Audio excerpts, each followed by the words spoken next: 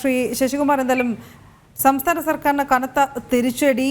ഈ ഏറ്റവും പ്രധാനപ്പെട്ട ഈ 3 ബില്ലുകളിലാണ് ഇപ്പോൾ രാഷ്ട്രപതി തടഞ്ഞു വച്ചിരിക്കുന്നതായി രാജ്ഭവൻ അറിയിച്ചിരിക്കുന്നത്.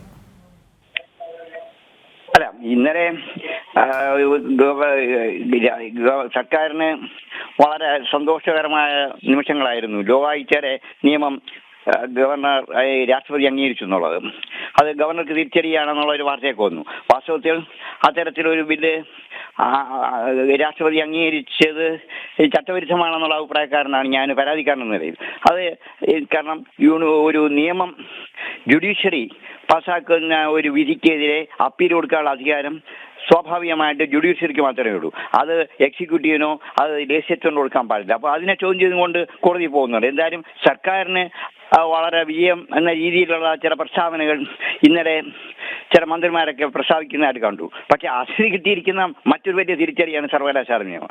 സർവകലാശാലയിൽ നിന്നും ചാൻസലറെ മാറ്റാൻ തീരുമാനിക്കുക, അത് ചാൻസലറെ നിയമിക്കുന്നതിന് വേണ്ടി സെർച്ച് കമ്മിറ്റിയുടെ എണ്ണം കൂട്ടുക, വൈസ് ചാൻസലർ നിയമനം. അപ്പോൾ വൈസ് ചാൻസലർ നിയമനമാണ് ഇവരുടെ ലക്ഷ്യം.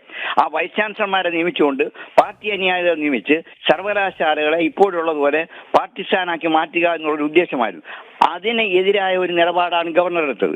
ആ ഗവർണറുടെ നിലപാടിനെ ശരിവയ്ക്കുന്നതാണ് ഇപ്പോൾ രാഷ്ട്രപതി അത് വിത്തിയടിയാൻ കാരണം. ഇല്ലെങ്കിൽ ഇതേപോലെ ഇപ്പോൾ ലോകായുക്ത ബില്ലിന്റെ കാര്യത്തിൽ കേന്ദ്രത്തിൽ എന്തോ സമ്മർദ്ദം ചെലുത്തിയാണ് രാഷ്ട്രപതിയുടെ ഓഫീസിൽ നിന്നും ഇത് പാസ്സായി വന്നെങ്കിൽ സമ്മർദ്ദം എന്തായാലും സർവകലാശാല തരത്തിലുള്ള കാര്യത്തിൽ നടന്നിട്ടില്ല. അപ്പൊ ഗവർണറെ അധികാരം വെട്ടിക്കുറയ്ക്കുന്ന കാര്യത്തിൽ തീർച്ചയായിട്ടും കേന്ദ്ര സർക്കാർ എടുത്തിരിക്കുന്ന തീരുമാനവും അല്ലെങ്കിൽ രാഷ്ട്രപതി എടുത്ത തീരുമാനവും സ്വാഗതാർഹമാണ്. നിശ്ചയമായും സർവകലാശാലകളുടെ ചാൻസലർ സ്ഥാനത്ത് നിന്ന് ഒരു കാരണവശാലും ഒരു കോൺസ്റ്റിറ്റ്യൂഷണൽ ബോഡിയായ ചാൻസലർ മാറ്റാൻ പാടില്ല, ഗവർണറെ മാറ്റാൻ പാടില്ല.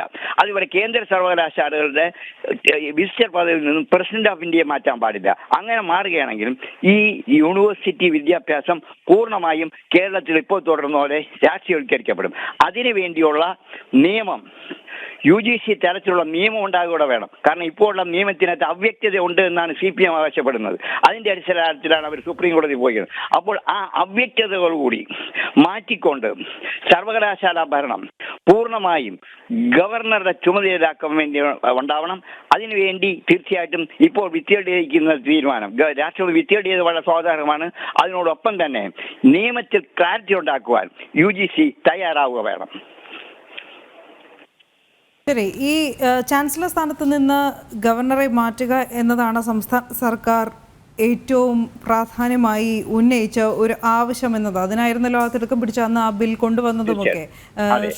ശശികുമാർ, താങ്കൾ തന്നെ മുന്നിട്ട് ഇറങ്ങിയതാണ് ഈ സർവകലാശാലകളുടെ സർക്കാർ ഹൈജാക്ക് തടയാൻ. ഈ നടപടികളുമായി ഈ തിരിച്ചടി ഉണ്ടായാൽ പോലും ഇത്തരം നടപടികളുമായി സംസ്ഥാന സർക്കാർ മുന്നോട്ട് പോകാൻ സാധ്യതയെന്നാണ് കേൾക്കുന്നതും. ഈ സർക്കാരിന് എങ്ങനെ പോകാൻ കഴിയും? കാരണം നിയമം ഇപ്പോഴേ രാഷ്ട്രപതി ഇത് അസന്റ് കൊടുക്കേണ്ട വിത്തിയടി ചെയ്ത് കഴിഞ്ഞാൽ ഗവർണർക്ക് എക്സിസ്റ്റിംഗ് നിയമം അനുസരിച്ച് മുന്നോട്ട് പോകാം. അപ്പോൾ അവർ ചില അതാണ് ഞാൻ പറഞ്ഞത്, ചില ക്ലാരിറ്റി കുറവ് സർവകലാശാല UGC നിയമത്തിലുണ്ട്. 2015 ഇറക്കിയ റെഗുലേഷനിൽ ചില ക്ലാരിറ്റി കുറവുണ്ട്. ആ ക്ലാരിഫിക്കേഷൻ UGC കൊടുത്തു കഴിഞ്ഞാൽ പ്രശ്നങ്ങൾ തീരുകയും മുൻകാലങ്ങളിലെ പോലെ തന്നെ ഗവർണർക്ക് പരമാധികാരം കൊടുത്തുകൊണ്ട് സർവകലാശാലയുടെ ഭരണം മുന്നോട്ട് കൊണ്ടുപോകാൻ കഴിയും. അങ്ങനെ ആയെങ്കിൽ മാത്രമേ കേരളത്തെ ഉന്നത വിദ്യാഭ്യാസ രംഗത്തെ രാഷ്ട്രീയവൽക്കരണത്തിൽ നിന്നും നമുക്ക് മോചിപ്പിക്കാൻ കഴിയുള്ളൂ. അതാണ് ഞങ്ങളുടെ ആവശ്യം.